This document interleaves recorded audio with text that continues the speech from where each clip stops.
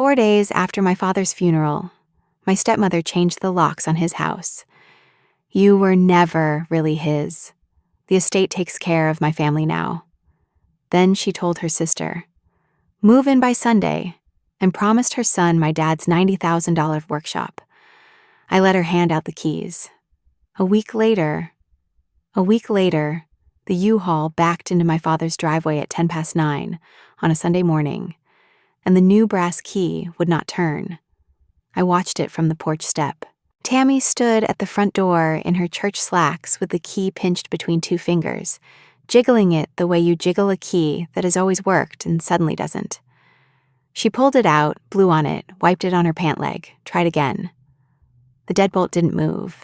Behind her, Sherry was already climbing down from the truck cab with a roll of shelf liner under one arm, and Kyle had his pickup nosed up to the pole barn with a flatbed trailer hitched behind it, mattresses strapped upright in the bed like they were waiting in line. It's sticking, Tammy said to nobody. Kyle, come try this. Kyle came up the walk in his work boots and put his shoulder against the door while he turned the key. Nothing. He looked at the key, looked at the lock, looked at his mother. Did you give me the right one? It's the same key. It's the key I gave everybody. Across the street, Gene Bechtel was standing in his own driveway with a coffee mug, not pretending to do anything else. 2 doors down, the Ostranders had their garage open. A woman I didn't know had stopped her car at the curb with the window rolled down. Quick pause before we continue. I'm Clara, the woman behind this channel. I write these stories because I love that little moment when strangers from different places end up feeling the same thing. If this one already pulled you in, stay with me. It goes deeper from here. A woman I didn't know had stopped her car at the curb with the window rolled down. Kokomo on a Sunday morning is quiet enough that a U-Haul is an event, and a U-Haul that can't get into a house is a better one. Tammy went around the side. I heard her try the back door, the screen slapping, the knob rattling, and then a long silence, and then her voice carried around the house sharper than before. There's a padlock on the shed. Kyle had already walked down to the barn. He grabbed the handle on the big roll-up door and pulled, and the door gave about an inch and stopped against the new hasp. He pulled again, harder. The way you pull when you've already told your friends the Bridgeport is yours. The whole door boomed in its track. His trailer sat there behind him, empty, angled for loading. Sherry had set the shelf liner down on the hood of the truck. She was looking at me now. They all were, one at a time, the way people look at the one person in a scene who isn't moving. I was sitting on the top step with my coffee beside me and one sheet of paper on my knee. Just one, folded in thirds, with a raised seal in the corner you could feel with your thumb. Tammy came back around the front with her face gone blotchy. Lindsay, did you do this? I changed the locks on my house, I said. This is Paul's house. This is the estate's house. The estate doesn't own this house, I said. It never did. She stared at me for maybe 3 full seconds. Then she took her phone out of her purse and dialed with her thumb, and I heard her say very clearly, loud enough for Jean and the Ostranders and the woman at the curb, "Yes, I need an officer. My stepdaughter has locked me out of my own home." She called the police herself. I want you to hold on to that because I'm going to come back to it. She stood in my father's driveway with a U-Haul behind her and called the Howard County Sheriff on me, and I sat on the step and let her. 11 days before that U-Haul, I stood on the same porch and watched her hand out keys. It was a Thursday. My father had been in the ground 4 days. I drove over after work to pick up his gray suit, the one he wore to my college graduation and to my mother's funeral and to nothing else, because the funeral home had put him in the Navy one, and I wanted the gray one to stay in the family. That was the whole errand. A suit on a hanger. There was a van in the driveway, white with a magnet on the door that said, Howard County Lock and Key. A man in a tan shirt was kneeling at the front door with a drill, and the old brass knob, the one my father had polished with Brasso every spring since I was in elementary school, was lying on the porch boards beside his knee. Tammy was standing over him, and she wasn't alone. Her sister Sherry was there. Kyle was there, leaning on his truck. Two of her cousins from Peru, Indiana, who I'd met at the funeral and hadn't seen before that in 6 years of her being married to my father. They had folding chairs set up on the lawn. Somebody had brought a cooler. I parked on the street because there wasn't room in the driveway. I walked up the front walk with my keys in my hand, and I stopped because the locksmith was standing up now, brushing off his knees, and he was holding a ring of new keys, and he handed the ring to Tammy. She held it up. I recognized the ring. It was my father's key ring, the split ring with the leather fob I'd made for him at 4-H when I was 9, a strip of cowhide with his initials stamped crooked, because I hadn't been strong enough to hit the punch straight. He'd carried it 30 years. The leather had gone dark as coffee and soft as a glove. She had taken his old keys off it and threaded the new brass ones on, and she was holding it up like a prize.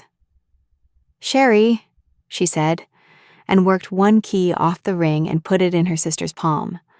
"Front and back, move in by Sunday. I want somebody in the house." Sherry closed her hand around it and said, "Oh, Tam," like she'd been given a bracelet. "Kyle." Another key. "That's the barn. Everything in it. Your granddad would have wanted it to stay with a man who'd use it." Kyle wasn't Paul's grandson. Kyle was Tammy's son from her first marriage, 34 years old, and he'd been in my father's workshop maybe 4 times in 6 years. But he took the key and bounced it once in his palm and said, "90 grand of iron in there. I'm not letting it rust." Then Tammy saw me at the foot of the walk. She didn't startle. She'd known I was coming for the suit. I think she'd timed it. "Lindsay," she said. "Good. I wanted you to hear this from me, and not from somebody else." She came down 2 steps so she was closer, and she lowered her voice just enough that everyone on the lawn had to lean in to hear it, which is a trick she has. "I know this is hard, but you were never really his. Not the way blood is. The estate takes care of my family now. I'm not going to have a fight about it." One of the cousins said, "That's fair, Tam," like she'd offered me a plate.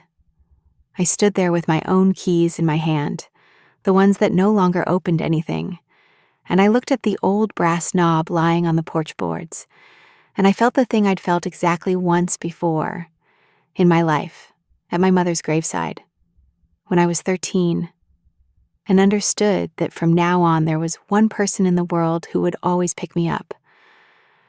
And then he had. Every time. For 24 years. Really. That was the word. Not the house. The house is a house. It was the word really. Like there was a real version of his daughter, and I was the demonstration model. I didn't say any of that. I said, "Can I have the fob?" Tammy looked at the ring in her hand like she'd forgotten it was there. "The leather thing. I made it for him." She worked the last key off it, the barn key already in Kyle's pocket and the house keys in Sherry's, and she tossed the empty ring to me underhand, across 6 feet of lawn, and I caught it. The cousins watched me catch it. The locksmith was packing his drill and did not look up. "Keepsake," Tammy said. "Take the suit, too. It's in the hall closet. Sherry's going to need that closet." I went in and got the suit. I want to tell you I said something on the way out, something that landed. I didn't. I walked past the cooler and the folding chairs with a gray suit over my shoulder and a bare key ring in my fist, and I got in my car, and I sat there long enough to notice that the ring wasn't quite empty. There was one key still on it, a small one, older than the rest, dull steel with the teeth worn round. The locksmith hadn't touched it because it didn't fit any door on the house. Tammy hadn't touched it because she didn't know what it was. I knew what it was. My father and I were the only two people alive who did. I put the ring in my pocket and I drove home. And I did not cry until I had the suit hung up in my own closet, because I didn't want to do it in front of that lawn. My father's name was Paul Reinhardt. He was 71. He'd worked 38 years at the transmission plant on the south side of Kokomo, a machinist. And when it wound down, he took the buyout and built himself a pole barn behind the house on Lincoln Road and filled it with the machines the plant sold off for scrap prices. A lathe, a Bridgeport mill, a surface grinder he rebuilt from a pile, a welding bench he made himself out of 1/4-inch plate. He married my mother when I was 3. He adopted me when I was 5 in the Howard County Courthouse in the gray suit. I remember the judge asking me if I wanted Paul to be my dad, and I said he already was. And the judge laughed, and my father did not laugh because he was crying and trying not to. My mother died when I was 13, ovarian cancer, 9 months start to finish. And my father, who had no legal or biological obligation to a 13-year-old girl with braces and a terrible attitude, drove me to school every morning and sat through every band concert and taught me to read a micrometer at the kitchen table because he didn't know what else to teach a girl, and it was what he had. Measure twice, check the 0. Don't trust a number you didn't take yourself. That's what I do now. For a living, I'm an appraiser at an industrial auction house on the east side. When a factory closes or a tool and die shop's owner passes, I go in with a clipboard and a flashlight, and I catalog every machine. Serial number, condition, provenance, who actually owns it, which is not always who's standing next to it. 2 years ago, after his first heart attack, my father asked me to appraise the workshop. He wanted a number for the insurance. I spent a Saturday out there with my clipboard and my flashlight and came back with $90,000, give or take, and my signature at the bottom of the report. That was the number Kyle was bouncing in his palm on the lawn. He'd read it off the insurance writer in my father's desk. He didn't know whose handwriting was on the last page. And there was one other thing my father asked me to do that year. He asked me to drive him downtown. He didn't tell Tammy where. Tammy thought paperwork was something Paul handled in town, the way he handled the oil changes and the property taxes and anything else with a form attached. I'll get to that. I'm telling this in the order I lived it, and on that Thursday night, with the gray suit in my closet and his key ring in my pocket, all I could think about was one small, dull key, and the fact that nobody on that lawn had any idea what it opened. The funeral lunch had been on the Monday, 3 days before the locksmith, and I should have seen it there. I didn't because I was still in the part of grief where you just go where you're pointed. It was at the Knights of Columbus Hall on Jefferson, the same hall where my parents had their wedding reception, which Tammy either didn't know or didn't care about. Long tables with white paper down the middle, ham, scalloped potatoes, the green bean thing with the fried onions. My father's people from the plant were there, 20 or 30 men in their 70s, in windbreakers, and his fishing friends, and the neighbors from Lincoln Road. Tammy had done seating cards at a funeral lunch, little folded cards with names in her handwriting. The head table by the window had Tammy in the middle, Sherry on her right, Kyle on her left, the cousins from Peru, and her brother-in-law. 6 chairs, all full. My card was at the far end of the last table, next to a man I'd never met who turned out to be somebody's ride. I found it after I'd been standing with my plate for a minute, looking. Gene Bechtel found it first, actually.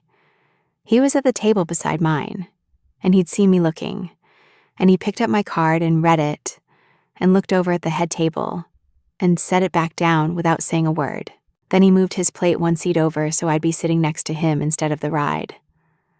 "She's got you with the acquaintances," he said quietly when I sat. I noticed. Paul would have flipped that table. I ate scalloped potatoes I couldn't taste and watched Tammy work the room. She was good at it. She'd been a receptionist at a dental office for 30 years, and she knows how to make a person feel handled. She went table to table with her hand on people's shoulders, and when she got to the plant men, she told them Kyle was going to keep the workshop going. So Paul's tools stay in the family. And the men nodded, because what else do you do at a funeral lunch? She didn't come to my table. She waved from 2 tables away and mouthed, "You okay?" and moved on before I could answer. When I left, one of the cousins was collecting the seating cards into a Ziploc bag, and I heard her tell Sherry, "You can reuse these for the housewarming." I went back to work on Wednesday because sitting in my apartment was worse. On Friday, the day after the locksmith, Kyle had his friends at the barn. I know this because I drove past. I'm not proud of it. I told myself I was going to the Kroger on Markland, and Lincoln Road was on the way, which it isn't. There were 4 trucks in the driveway, and the big roll-up door was open all the way.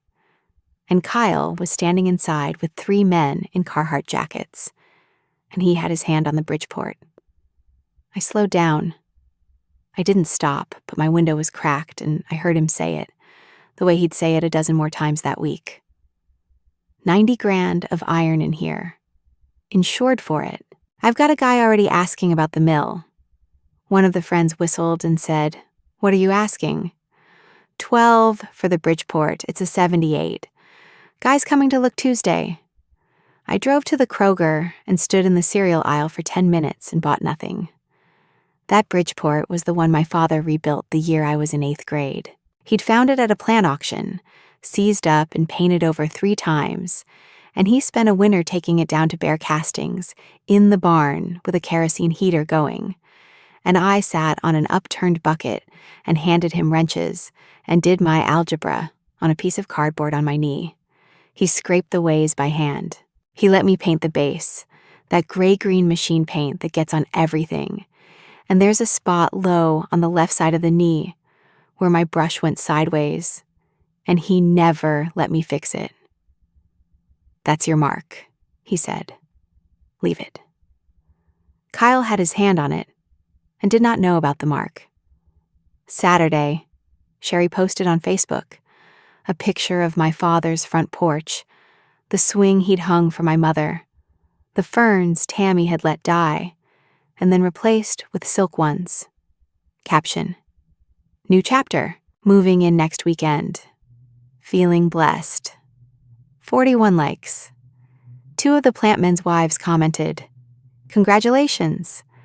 Kyle commented a house emoji and a wrench emoji. I didn't comment. I screenshotted it because that's the kind of thing I do at work, and I put it in a folder on my phone, and I went for a long walk along the Wildcat Creek Trail and didn't think about anything I could name. Sunday, Tammy called me. First time since the lawn. "I wanted to check in," she said. "I know Thursday was a lot."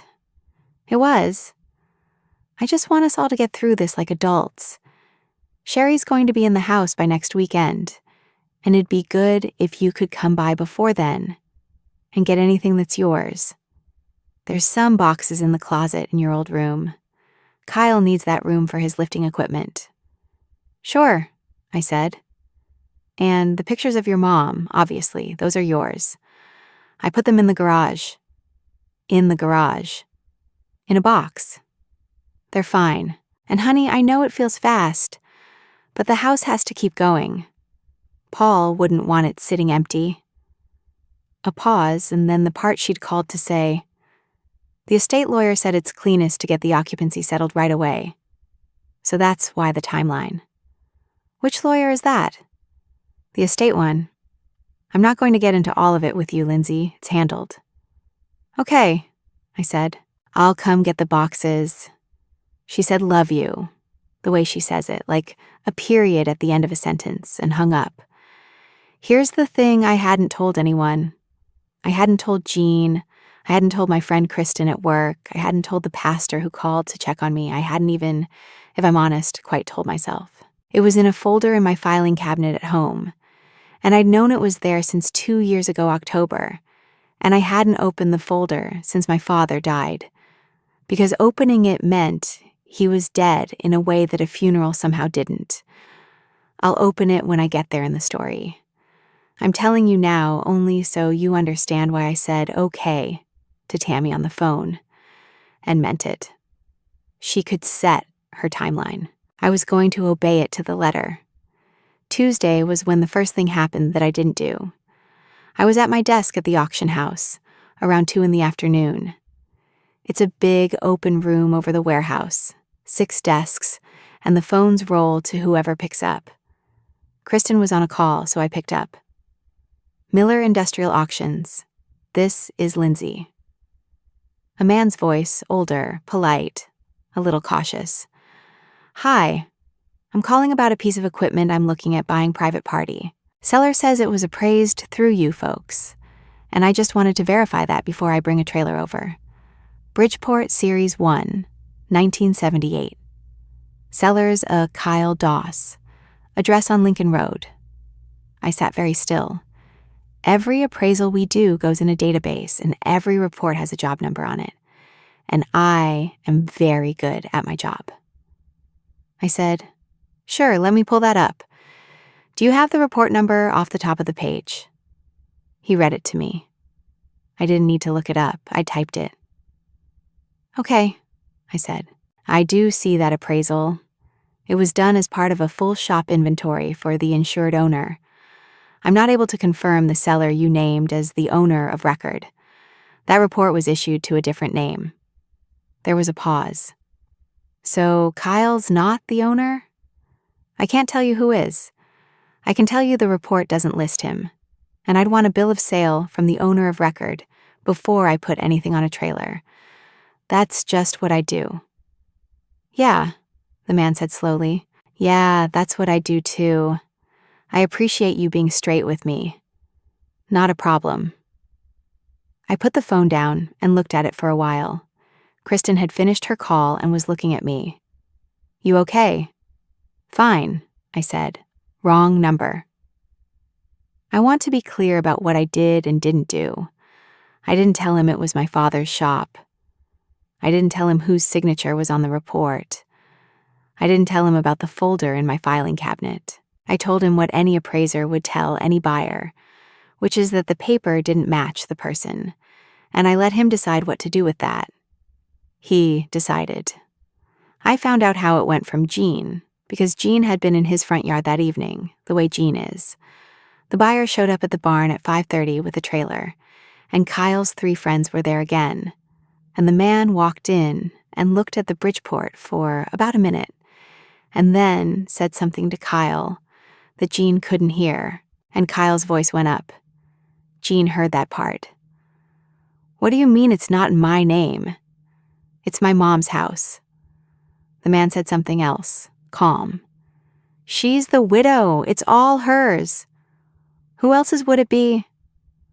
The man got back in his truck without the mill. The friends stood around with their hands in their jacket pockets, and one of them said, loud enough for the street, "Dude, you said it was done." Kyle pulled the roll-up door down so hard it bounced. He stood there in the driveway for a good 10 minutes after, Jean told me, just looking at his phone. Then he went inside, and I heard him and Tammy going at it through the window. Couldn't make out words. "Did she say anything about a lawyer?" I asked. Jean looked at me a beat longer than the question needed. "Not that I heard." He said it like a man who wanted to say more, and had decided that it wasn't his to say. I'd seen him do that once before, and I'd see him do it again before the week was out. I didn't push. Jean had been my father's friend for 26 years, and he'd been there in the fall 2 years ago, and he was going to tell it when he told it. That night, the Facebook post was still up. 44 likes now. Sherry had added a comment under her own photo. Painting the front room Saturday. Sage green. Tammy said, go for it. I looked at that porch in the picture for a long time. Then I went to my filing cabinet and took the folder out and put it on the kitchen table, closed, and left it there while I made dinner. The way you leave a letter you already know the contents of. The family meeting was Wednesday night. Tammy texted the invitation at noon. Family MTG tonight 6:30 at the house to go over rooms and timeline. Come by. Would be good for you to be there. Bring boxes for your stuff. Bring boxes. I brought 2. Banker's boxes from the supply closet at work, flat, which I put together in the car in the driveway so I'd have something to do with my hands before I went in. Sherry answered my father's front door with a paint chip in her hand. Sage green. She held the door open with her hip like a hostess and said, "Come on in, hun. We're in the living room." And I walked past her into the house I'd grown up in, and it smelled like somebody else's candle. They'd moved the furniture. My father's recliner, the brown one with the duct tape on the left arm where the cat got it, was gone.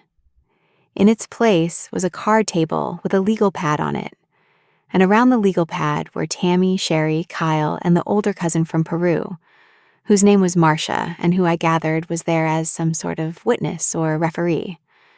Gene was there too, which surprised me, sitting on the end of the couch with his ball cap on his knee.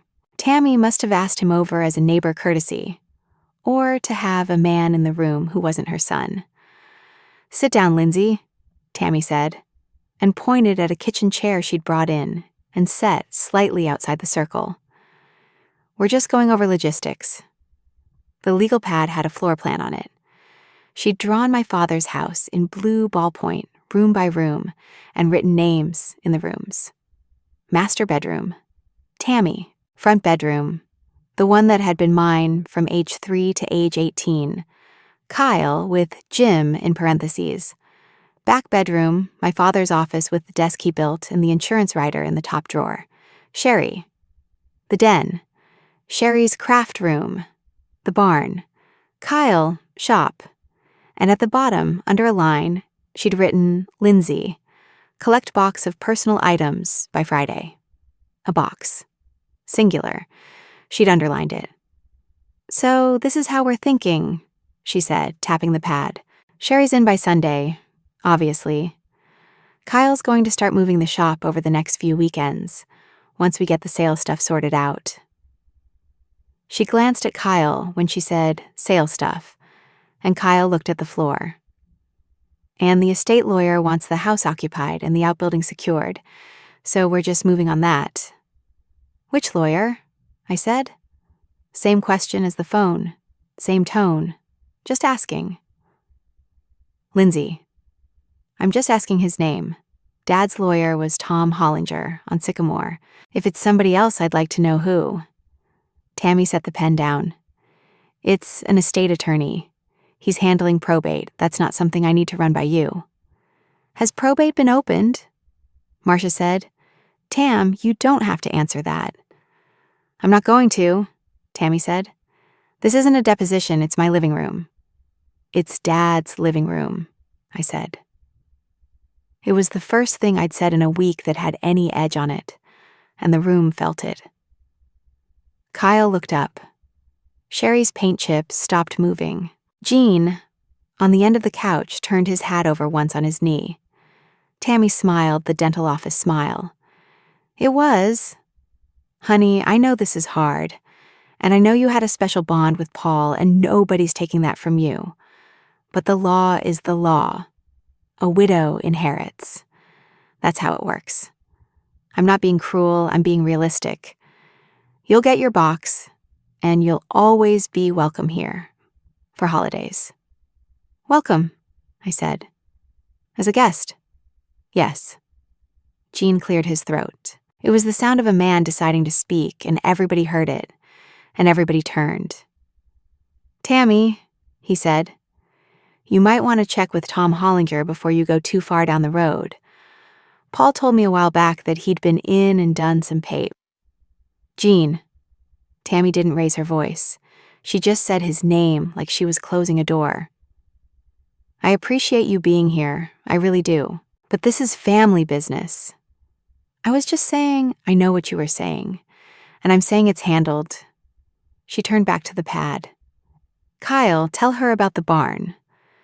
Kyle didn't look at me. He talked to the pad. I'm going to keep most of it, some of the bigger stuff, the mill and maybe the lathe, I'm going to sell to make room for my truck. I had a guy for the mill, but it fell through. He said, fell through, like a bruise. Anyway, if there's anything in there that's, like, sentimental to you, you should say so now, because I'm not going through every drawer. The bucket, I said. What? There's a 5-gallon bucket by the mill with a cushion on it. I'd like the bucket. Kyle looked at his mother. Tammy shrugged. Fine. She can have the bucket, put it in the box. Gene stood up. I'm going to head out, he said. He put his cap on. He looked at me, and I couldn't read it. And then he looked at Tammy and I could. You all have a good night.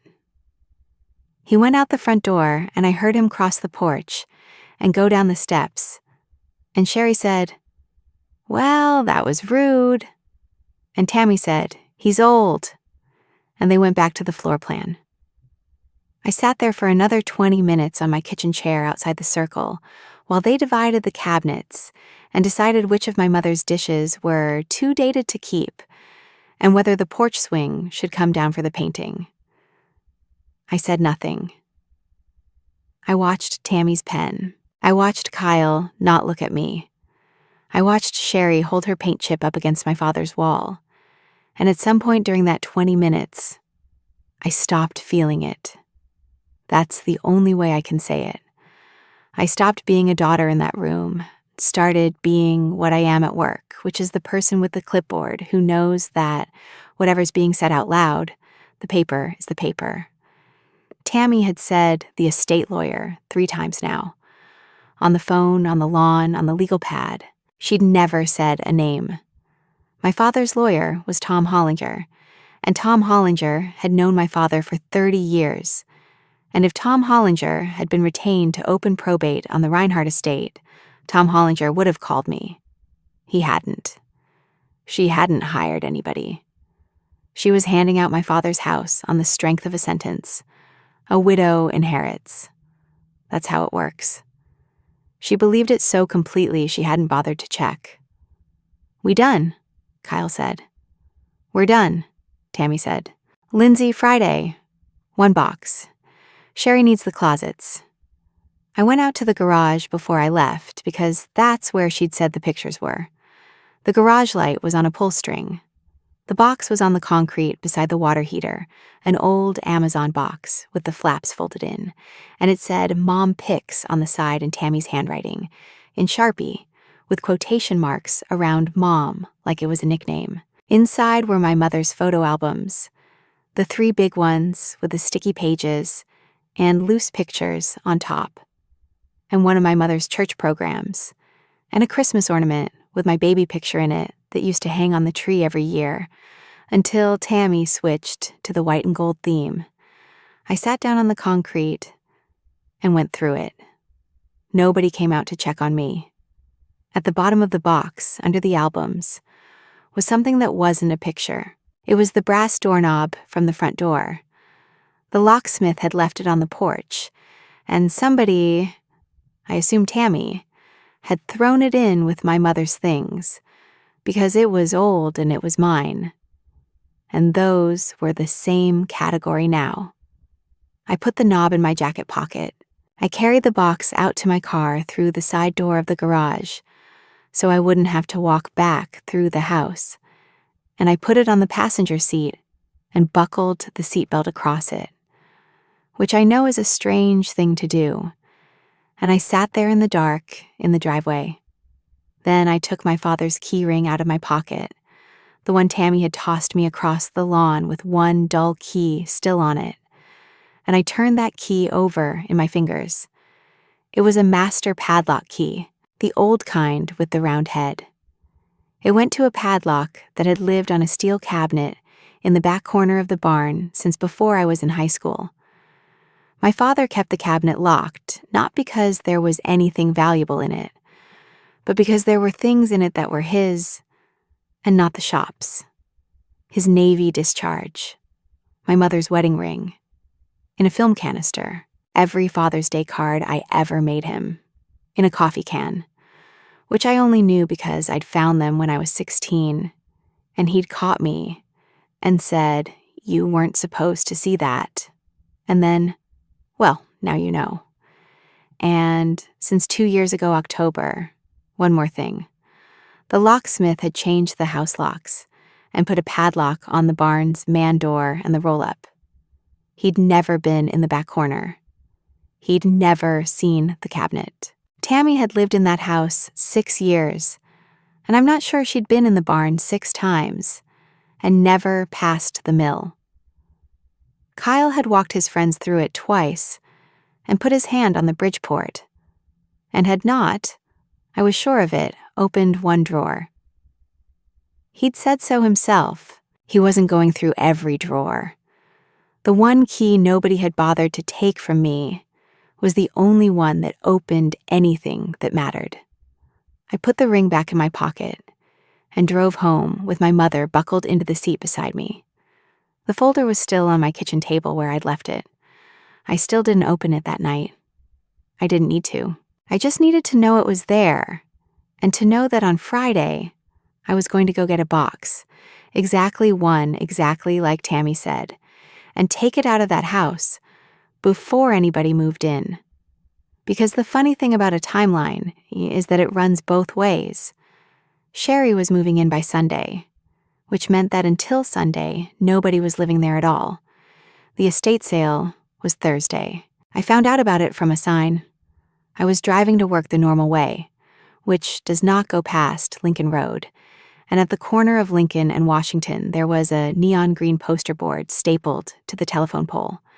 Estate sale. Thurs Fry, 8-4. Tools, furniture, household, everything goes, and the address. I turned around. By the time I got there, it was 8:15 and there were already cars along both sides of the road. Kokomo loves an estate sale. People who'd driven by that house for 20 years without knowing who lived in it were walking up my father's lawn with their hands in their pockets, and the lawn was covered. His recliner was out there, the one with the duct tape, with a masking tape price on the arm, $15.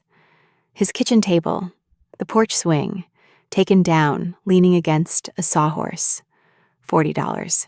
2 folding tables of kitchen stuff, my mother's Corelle dishes stacked in 5s, a mixing bowl I'd made brownies in for every school bake sale of my life, his winter coats on a rolling rack, a box of his shoes, and along the driveway, on the concrete, a line of black trash bags with the tops tied, and a sheet of paper taped to the first one that said, "Bag sale, $5 each," and the second one had split, and what was coming out of the split was my bedroom.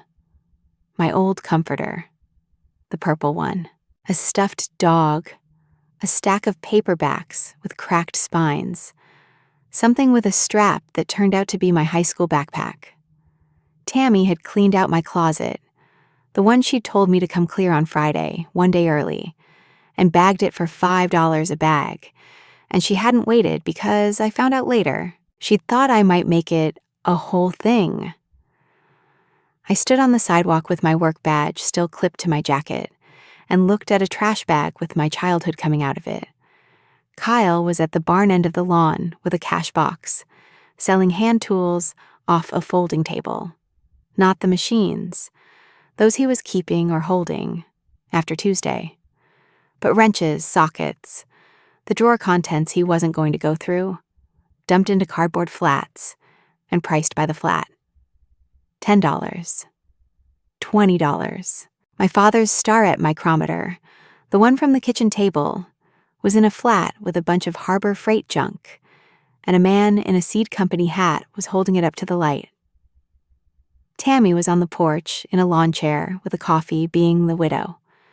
People stopped to say sorry for her loss, and she touched their arms and thanked them and pointed them toward the furniture. Sherry had the cash apron. I went to the driveway first. I found a bag with the top tied and no split, and I paid Sherry $5 for it.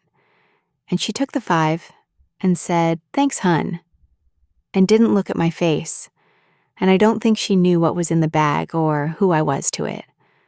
I carried it to my car. I went back and bought the one that had split, and I had to hold the split closed with my arm, and the purple comforter dragged on the grass.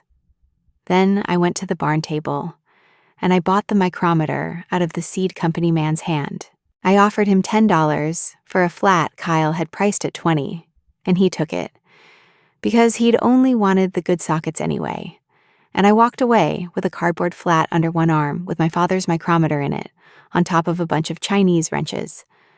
Kyle watched me do it. He didn't say anything. I think he'd figured out by then that he didn't understand what was happening, and he'd decided the safe thing was to sell sockets. That should have been the bottom. It wasn't. I was walking back to my car for the third time when I saw the last table. It was at the end of the lawn near the road, under the maple, and it wasn't priced. It had a piece of cardboard on it that said free, and under that, in the same hand, $0. And somebody had drawn a smiley face. It was a box of frames. My mother, in her wedding dress, in the frame that had hung in the hall for 30 years. My father and me at the courthouse, in the gray suit, the adoption day, in the frame that had been on his desk. The three of us at Indiana Beach the summer before she got sick, all sunburned, in the frame she'd bought at the boardwalk. 11 frames. She'd kept the frames on the wall until the funeral, and then she'd taken them down and she'd put them out on the free table because the frames were dated, and the pictures were of people who weren't her family. A woman in a purple windbreaker was going through the box.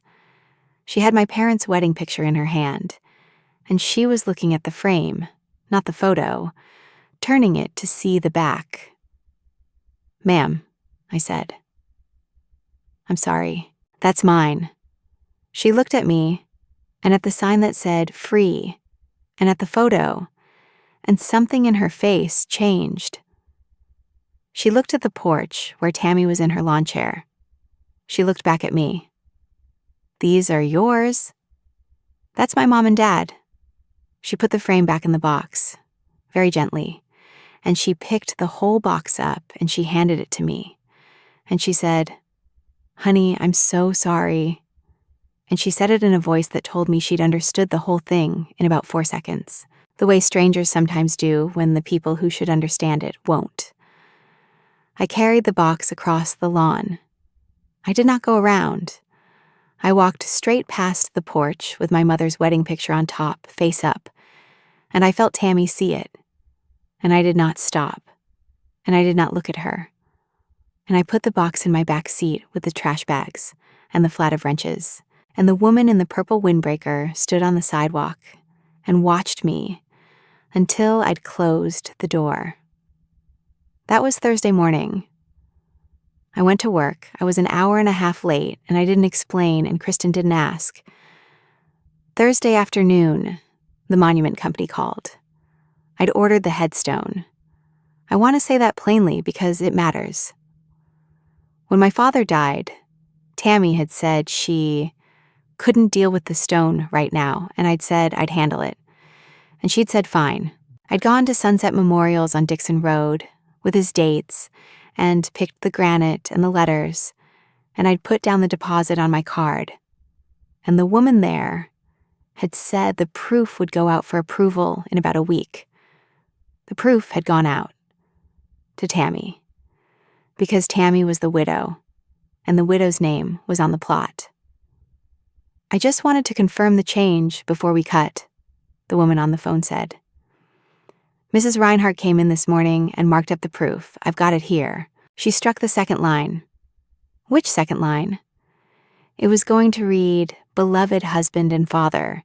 She struck "and father," so it'll read, "Beloved husband," and she initialed it. I just wanted to check with you since you'd placed the order. I was standing in the stairwell at work because I'd taken the call there. I sat down on the step.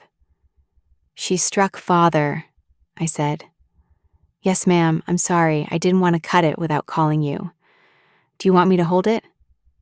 I thought about the lawn. I thought about the free table and the seating cards, and you were never really hit. This is why I love making these stories.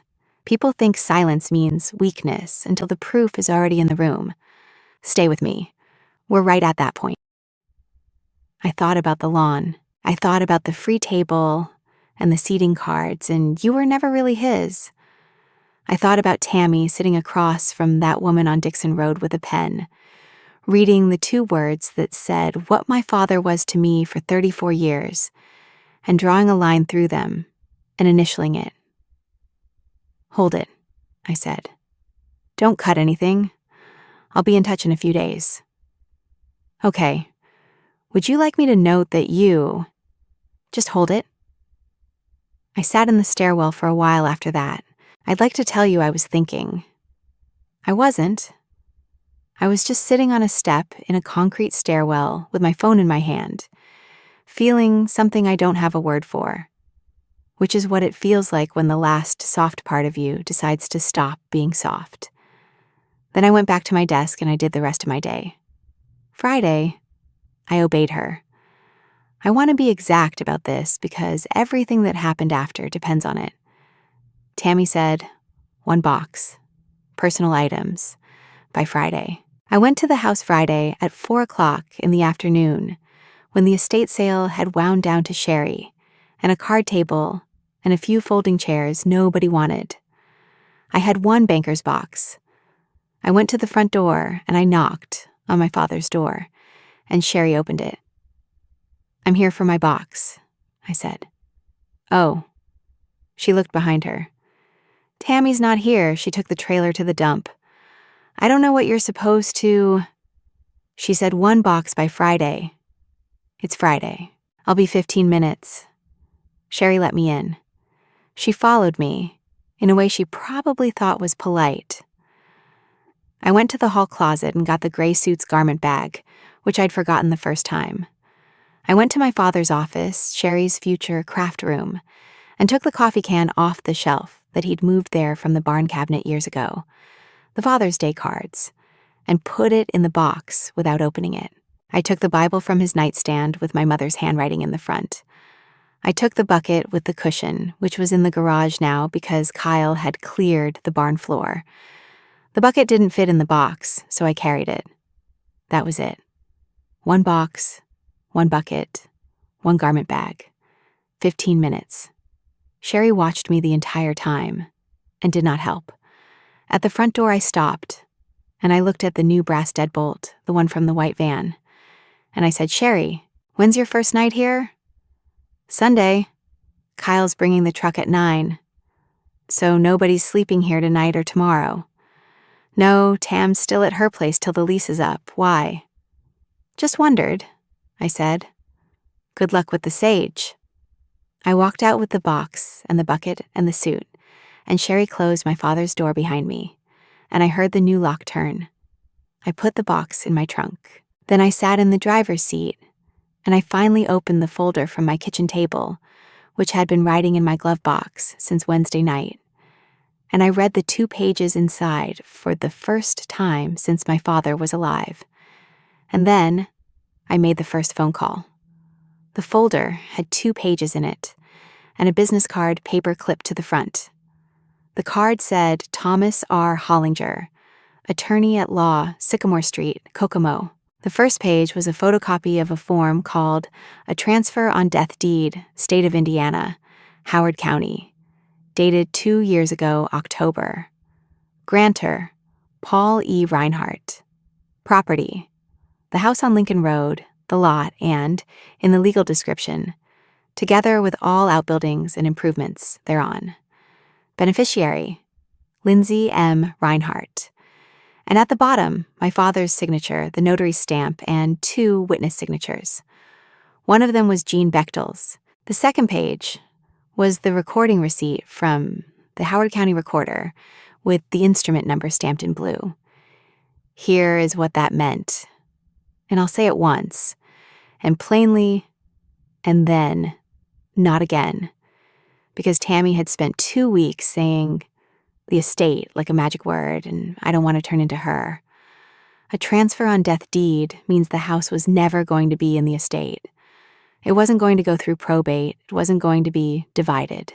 The second my father's heart stopped, the house and the barn belonged to the person named on that paper, and the only thing left to do was tell the recorder's office that he'd died. My father drove downtown with me to sign it 4 months after his first heart attack. He told Tammy we were going to Menards. He told me in the car she's got the truck and the checking and the life insurance. And that's right, that's what a wife gets. But the house is your mother's house. I'm not going to have it end up with Kyle. I said, Dad, Tammy's not like that. And he looked out the window at Sycamore Street and said, everybody's like that when somebody dies. Then he went home and never mentioned it again, and put the folder in my hand, and put the padlock key on his ring where it had always been, and a copy of the deed in the steel cabinet in the barn. And that was that. Measure twice. Check the 0. Friday, 4:30. I called Tom Hollinger from my car in my father's driveway. He picked up his own phone. He's 70 and doesn't have a receptionist anymore. Lindsay, I was sorry to hear about your dad. I've been waiting for you to call. You knew? I figured you'd need a few weeks. Has anyone contacted you about an estate? Tammy says there's an estate lawyer.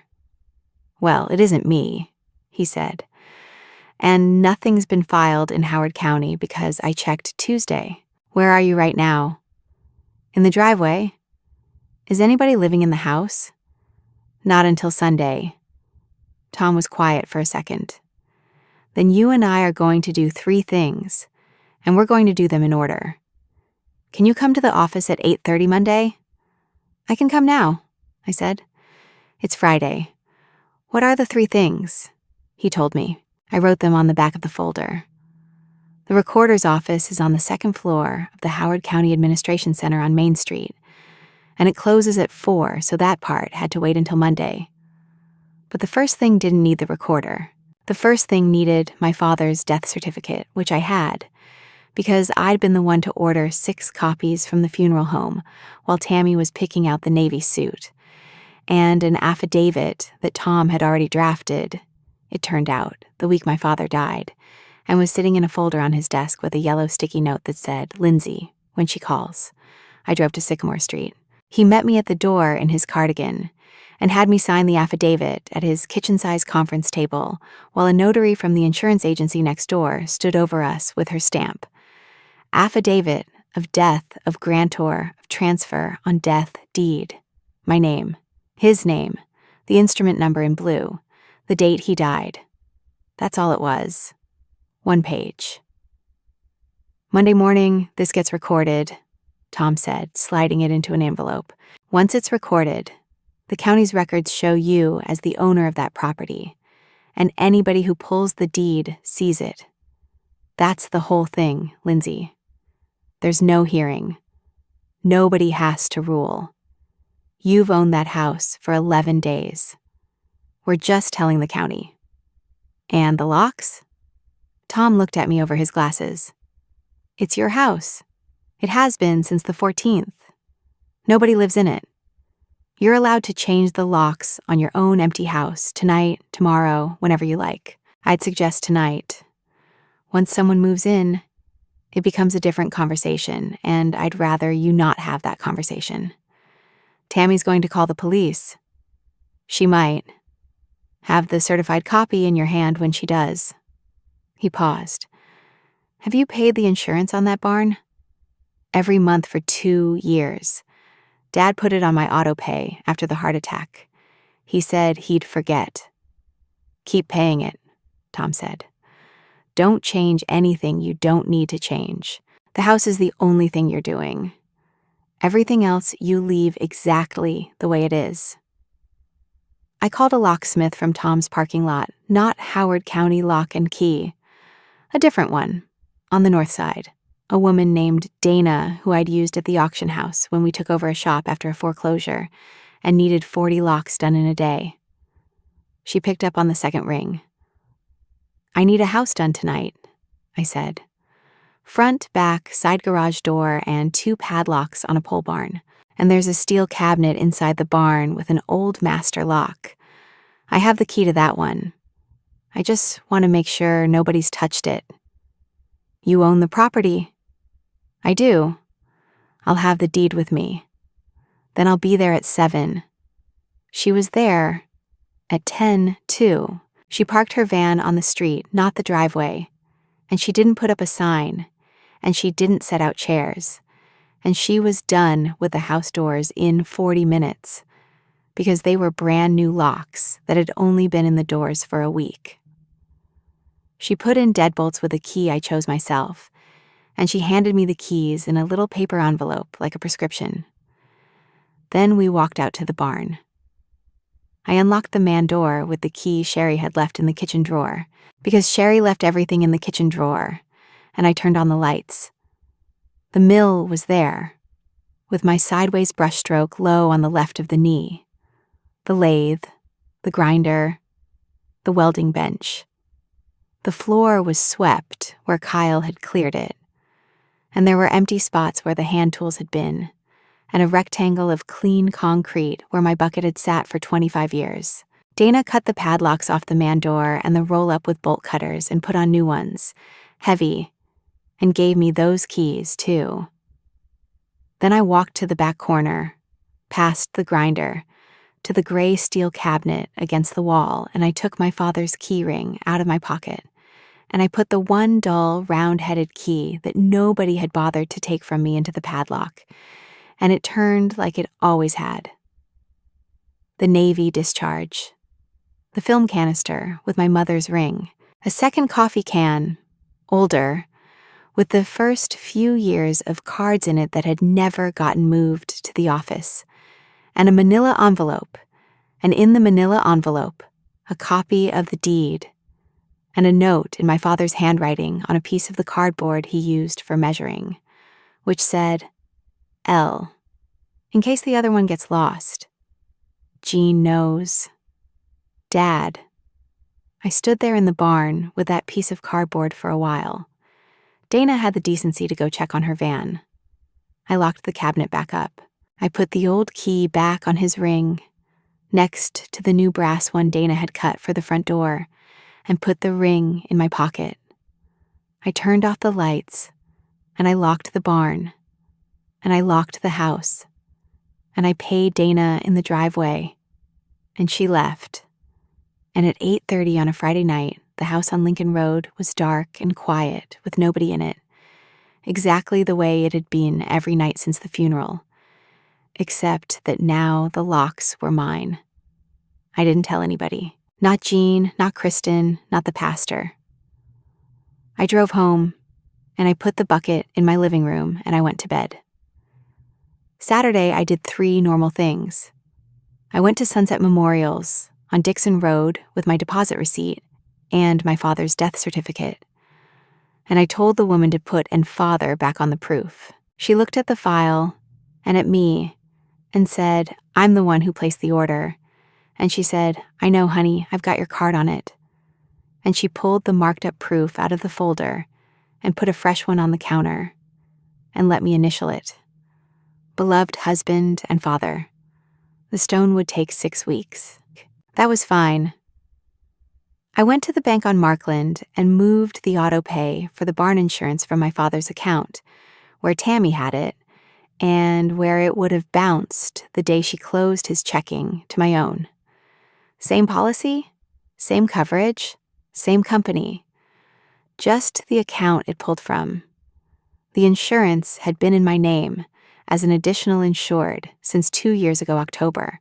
Tammy had never read the rider past the first page, the one with the 90,000 on it, and I went to the recorder's office just to stand outside it because it was Saturday and it was closed, and I wanted to know where I was walking on Monday.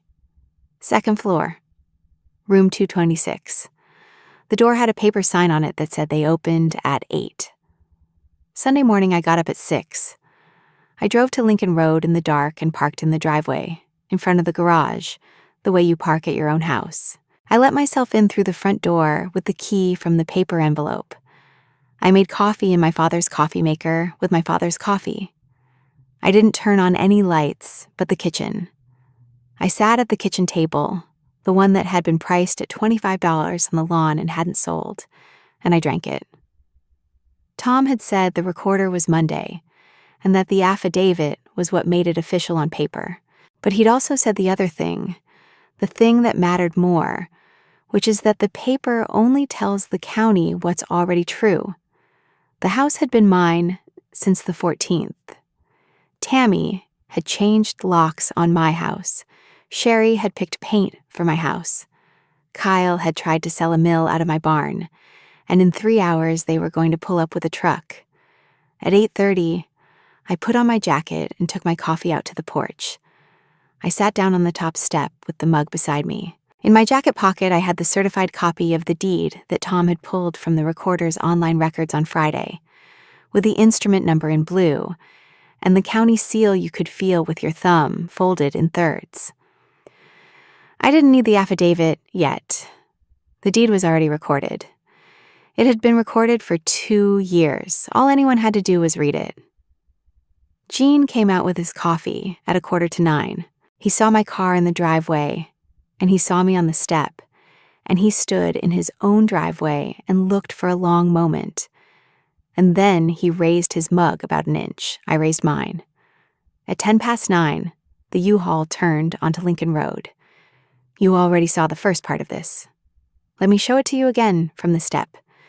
The U-Haul backed into the driveway with Sherry's brother-in-law at the wheel, and Sherry in the passenger seat, waving him left, left, left.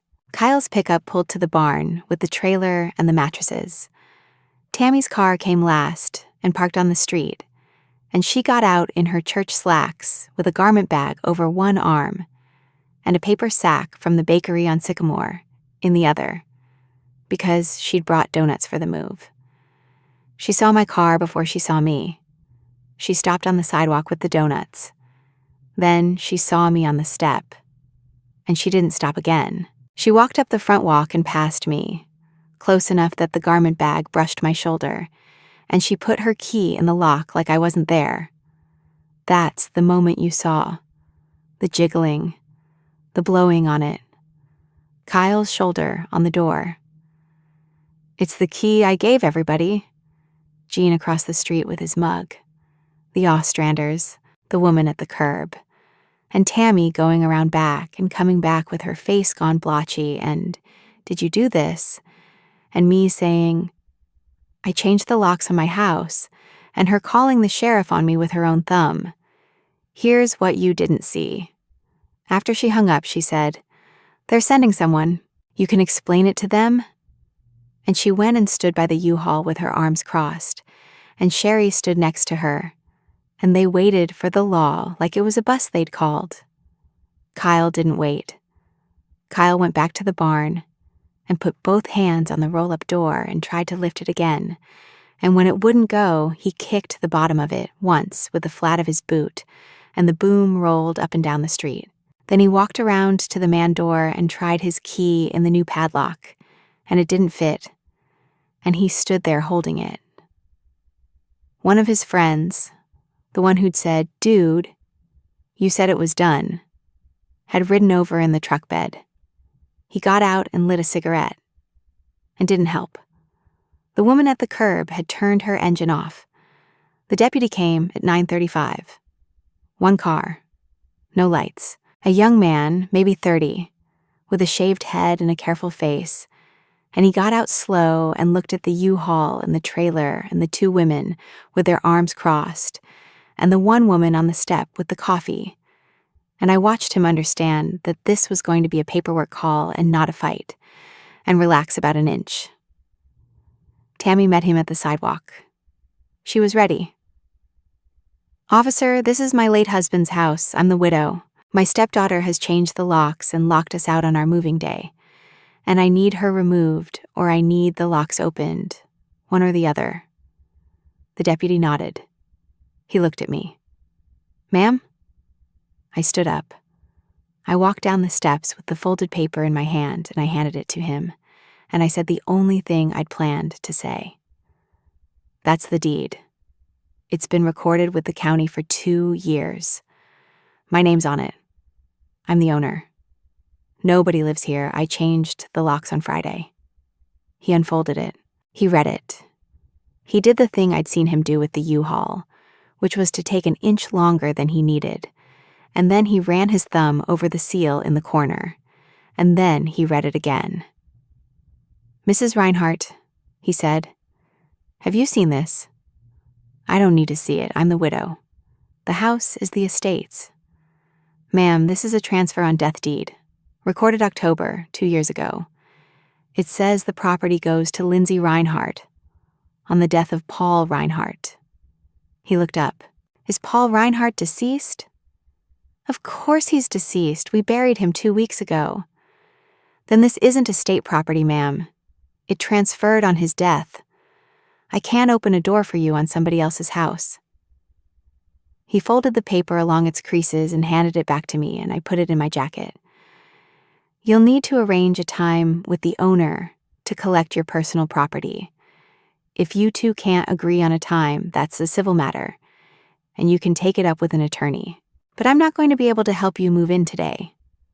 Sherry said, Tammy, that's not right. You said the lawyer. There's no lawyer, I said. Not loud, just to Sherry. There was never a lawyer, Sherry. Ask her his name. Sherry looked at her sister. Tammy didn't look back. And that's when Gene walked across the street. He'd set his coffee down on his own porch rail, and he came across Lincoln Road at the speed a 73-year-old man walks when he's decided to do something. And he stopped at the edge of my father's lawn. And he said to the deputy, but really to Tammy, and really to the Ostranders and the woman at the curb and Kyle's friend with the cigarette. I signed as witness. 2 years ago, I sat in Tom Hollinger's office and watched Paul sign it, and I signed under him. He wanted her to have the house. He said so. Nobody said anything. I tried to tell you Wednesday, Gene said to Tammy this time. You told me it was handled. Tammy's mouth opened and closed, and I saw the thing I'd been waiting 11 days to see. And it wasn't anger, and it wasn't even satisfaction. It was just watching a person understand that the room she'd been running had never been hers, that she'd had a locksmith out and handed keys around off a dead man's key ring and sat in a lawn chair selling his shoes. And the whole time, the paper was the paper.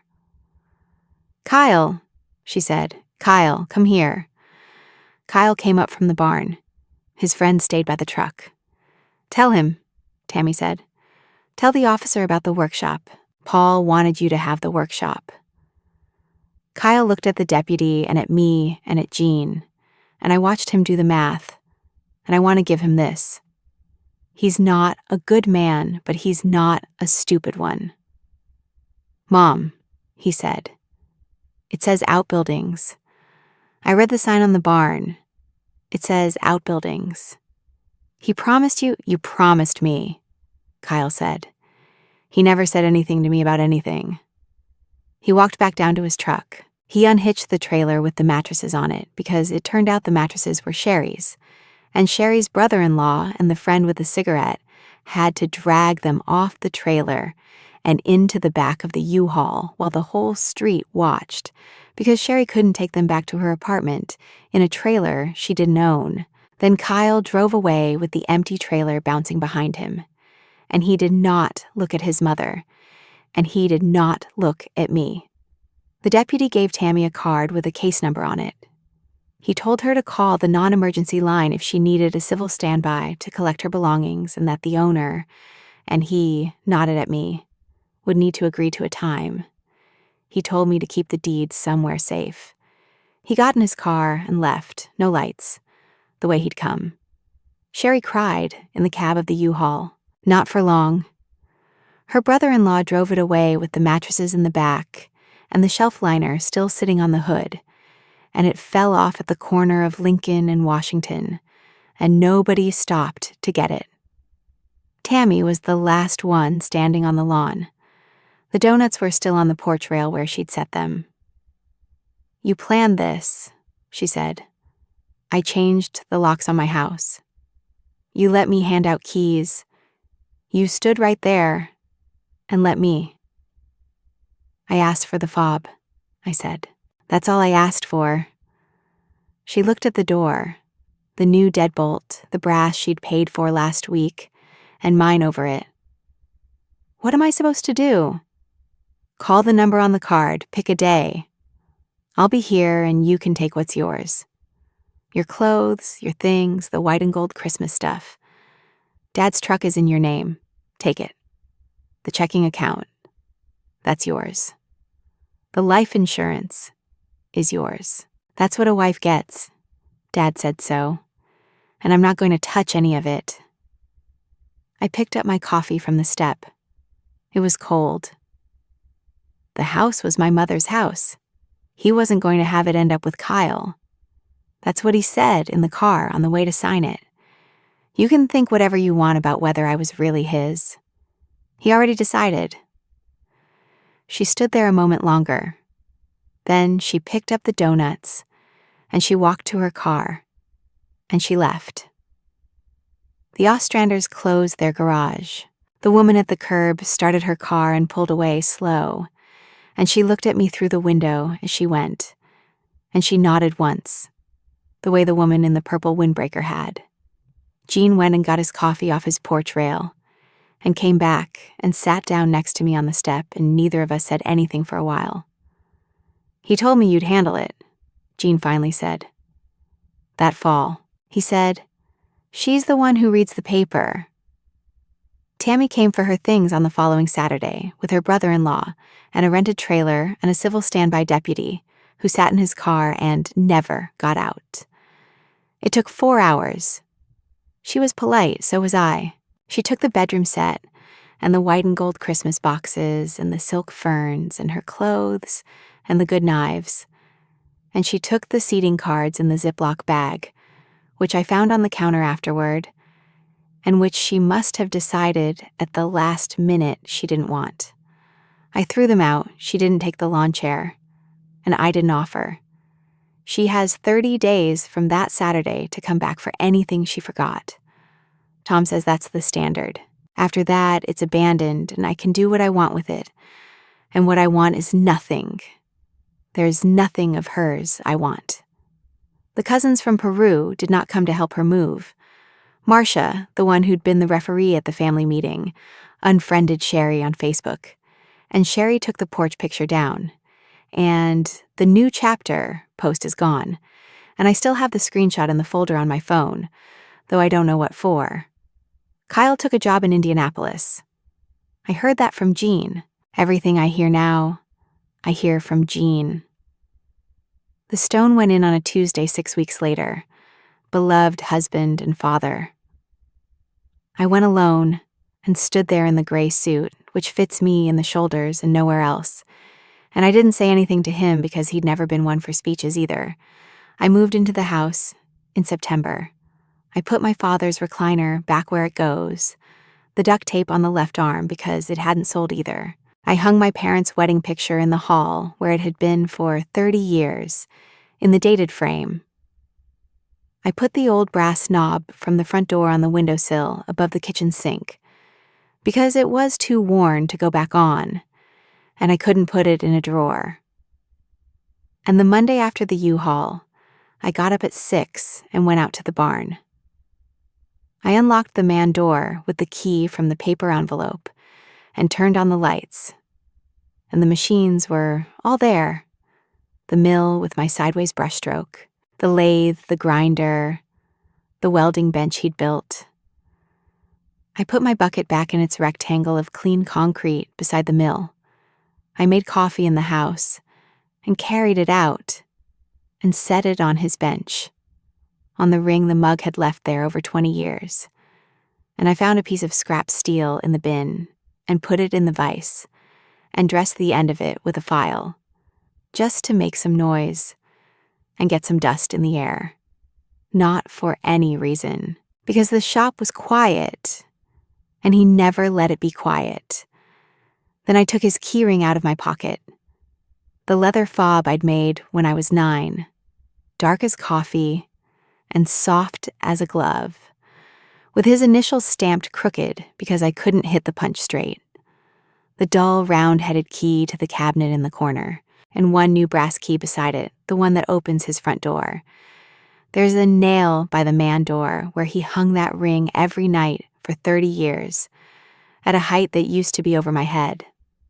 I hung it there.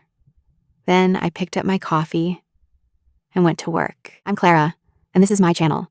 I love making these stories and sharing them with people across the world. If this one found you at the right time, subscribe. I'll see you in the next one.